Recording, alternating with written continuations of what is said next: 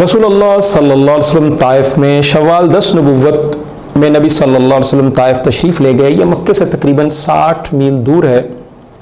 اور ان دنوں اگر گاڑی پر سفر کیا جائے تو 1 سے 1.5 گھنٹے میں مسافر اپنی منزل تک پہنچ جاتا ہے، لیکن رسول اللہ صلی اللہ علیہ وسلم نے اس وقت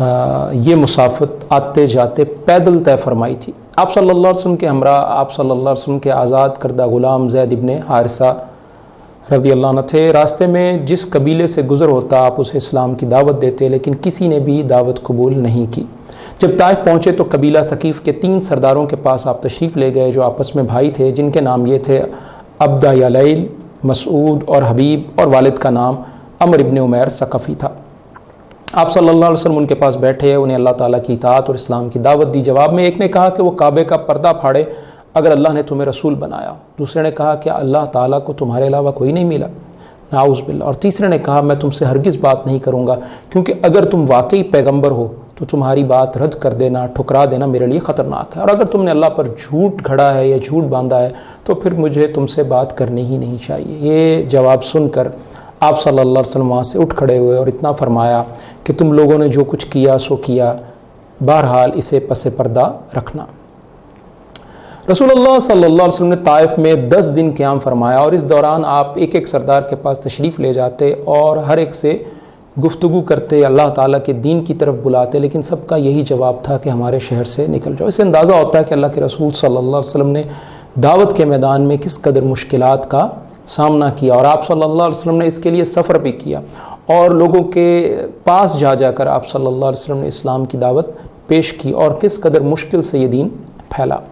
تو آپ صلی اللہ علیہ وسلم نے جب واپسی کا ارادہ فرمایا طائف سے، تو یہی جو اوباش لوگ تھے جن کو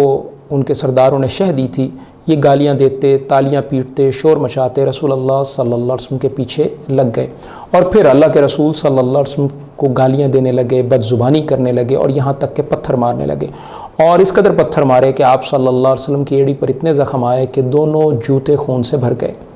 ادھر زید ابن حارثہ رسول اللہ صلی اللہ علیہ وسلم کے اوپر ڈھال بن کر آپ صلی اللہ علیہ وسلم کی حفاظت کر رہے تھے، پتھروں کو روکنے کی کوشش کر رہے تھے، اور اسی کشمکش میں ان کے سر پر بھی کئی جگہ پر چوٹ آئی۔ ظالموں نے یہ سلسلہ جاری رکھا، یہاں تک کہ آپ صلی اللہ علیہ وسلم نے ربیہ کے بیٹوں عتبہ اور شیبہ کے ایک باغ میں پناہ لی۔ یہ باغ طائف سے 3 میل کے فاصلے پر ہے۔ جب یہاں آپ صلی اللہ علیہ وسلم نے پناہ لی تو وہ لوگ واپس چلے گئے، اور رسول اللہ صلی اللہ علیہ وسلم دیوار سے ٹیک لگا کر انگور کے ایک بیل کے سائے میں بیٹھ گئے۔ جب آپ صلی اللہ علیہ وسلم قدر اطمینان ہوا تو آپ صلی اللہ علیہ وسلم نے ایک دعا فرمائی جو دعائے مستضعفین کے نام سے مشہور ہے، اور اس دعا کے ابتدائی الفاظ ہم ذکر کرتے ہیں، اللہم الیک اشکو۔ تو یہ الفاظ اس طرح آگے جو ہے آخر تک یہ حدیث ہے، لیکن اصل میں تفصیل ہم اس لیے بیان نہیں کر رہے کہ یہ ایک تو حدیث دعا طویل ہے، اور دوسری بات یہ ہے کہ سند کے اعتبار سے یہ حدیث ضعیف ہے جس میں اس دعا کا ذکر ہے، اور محدث البانی نے اسے ضعیف کہا ہے، جیسے کہ سعودی فتویٰ کمیٹی نے ذکر کیا۔ تو بہرحال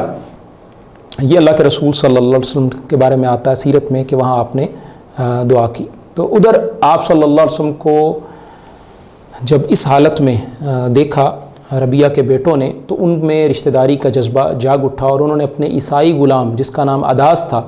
اور اس کو بلایا، اور بلا کر اسے کہا کہ انگور کا ایک گچھا لو اور اس شخص کو دے آؤ۔ تو وہ انگور کا ایک گچھا لے کر آپ صلی اللہ علیہ وسلم کی خدمت میں حاضر ہوا، اور آپ صلی اللہ علیہ وسلم کو دیا۔ آپ نے بسم اللہ پڑھ کر ہاتھ بڑھایا اور کھانا شروع کیا۔ تو اداس یہ سن کر حیران رہ گیا، اس نے کہا یہ جملہ اس علاقے کے لوگ نہیں بولتے۔ تو آپ صلی اللہ علیہ وسلم فرمایا تم کہاں کے رہنے والے ہو اور تمہارا دین کیا ہے؟ اس نے کہا میں عیسائی ہوں اور نینوا کا باشندہ ہوں۔ رسول اللہ صلی اللہ علیہ وسلم فرمایا اچھا تم مرد صالح یونس ابن متہ جو ہیں ان کی بستی کے رہنے والے ہو؟ اس نے کہا آپ یونس ابن متہ کو کیسے جانتے ہیں؟ آپ نے فرمایا وہ میرے بھائی ہیں، وہ نبی تھے اور میں بھی نبی ہوں۔ طائف میں آج بھی اس باغ کے آثار موجود ہیں، اور جہاں اللہ کے رسول صلی اللہ علیہ وسلم رکے تھے، اور لوگ یہ بیان کرتے ہیں کہ یہ باغ جو ہے اللہ کے رسول صلی اللہ علیہ وسلم کی قیام گاہ عارضی طور پر بنا تھا۔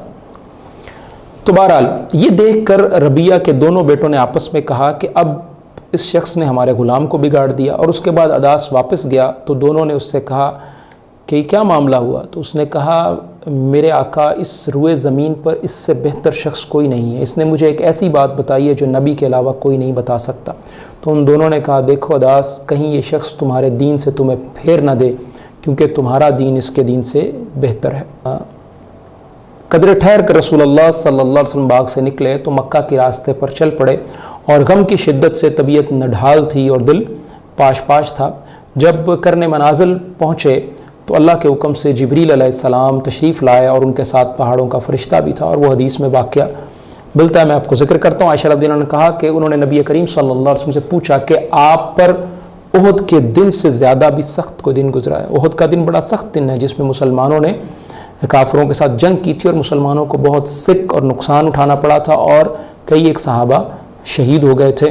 اگرچہ کافر مسلمانوں پر پوری طرح غلبہ نہیں پا سکے تھے اور ان کا پوری طرح خاتمہ نہیں کر سکے تھے، لیکن مسلمانوں کو کافی نقصان ہوا۔ تو یہ بڑا شدت والا دن تھا۔ تو اللہ کے رسول صلی اللہ علیہ وسلم نے فرمایا کہ یہ جو احد کا دن تھا، یعنی یہ عائشہ رضی اللہ عنہ نے سوال کیا کہ احد سے زیادہ بھی کچھ سخت دن، تو آپ نے فرمایا جب تمہاری قوم قریش کی طرف سے میں نے کتنی مصیبتیں اٹھائیں، اور اس دور میں یوم العقبہ یعنی طائف کا جو دن تھا وہ مجھ پر احد کے دن سے بھی زیادہ سخت دن تھا۔ یہ موقع تھا جب میں نے طائف کے سردار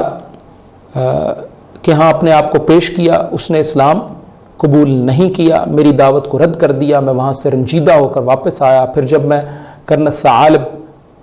پہنچا تو مجھے کچھ ہوش آیا، پھر میں نے اپنا سر اٹھایا، دیکھتا ہوں کہ بادل کا ایک ٹکڑا میرے اوپر سایہ کیے ہوئے ہے۔ پھر میں نے دیکھا کہ جبریل اس میں موجود ہیں، اور انہوں نے مجھے آواز دی کہ اللہ تعالیٰ نے آپ کے بارے میں آپ کی قوم کی باتیں سن لی ہیں، اور جو انہوں نے آپ کو رد کیا ہے وہ بھی اللہ تعالیٰ سن چکے ہیں، اور اللہ تعالیٰ نے آپ کے پاس پہاڑوں کا فرشتہ بھیجا ہے کہ آپ ان کے بارے میں جو چاہیں حکم دیں۔ اس کے بعد مجھے پہاڑوں کے فرشتے نے آواز دی، اور انہوں نے مجھے سلام کیا اور کہا اے محمد صلی اللہ علیہ وسلم، پھر وہی بات کہی جو جبریل نے کہی تھی کہ آپ جو چاہیں مجھے حکم دیں، اگر آپ چاہیں تو میں دونوں طرف کے پہاڑوں کو لا کر ان پر ملا دوں، جس سے یہ ملیا میٹ اور تہس نہس ہو جائے۔ تو نبی کریم صلی اللہ علیہ وسلم نے فرمایا مجھے تو اس بات کی امید ہے کہ اللہ تعالیٰ ان کی نسل سے ایسی اولاد پیدا کرے گا جو اکیلے اللہ کی عبادت کرے گی اور اس کے ساتھ کسی کو شریک نہ ٹھہرائے گی۔ صحیح بخاری 3231۔ تو یہ اللہ کے رسول صلی اللہ علیہ وسلم کے اعلیٰ اخلاق کا ایک نمونہ ہے، اور اللہ کے رسول صلی اللہ علیہ وسلم کی جو اپنی دعوت سے آپ صلی اللہ علیہ وسلم کا اخلاص ہے کہ آپ صلی اللہ علیہ وسلم جن لوگوں کو دعوت دین دینا چاہتے ہیں ان کے بارے میں بھی آپ صلی اللہ علیہ وسلم کتنے حساس ہیں، اور ان کو بھی کتنا چاہتے ہیں کہ یہ لوگ بھی جو ہیں شاید اگر یہ آج اسلام قبول نہیں کرے تو ان کی نسلوں میں سے کوئی لوگ ایسے ہو جائیں۔ اور حقیقت یہ ہے کہ اللہ کے رسول صلی اللہ علیہ وسلم کا یہ جو درد دل تھا یہ اللہ تعالیٰ کے ہاں مقبول ہوا، اور ان لوگوں کی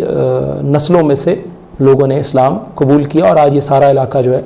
اسلام سے بہراور ہے۔ تو بہرحال اللہ کے رسول صلی اللہ علیہ وسلم کا یہ عظیم اخلاق بھی تھا، اور اس آسمان سے آنے والی غیبی مدد کی وجہ سے آپ صلی اللہ علیہ وسلم کا دل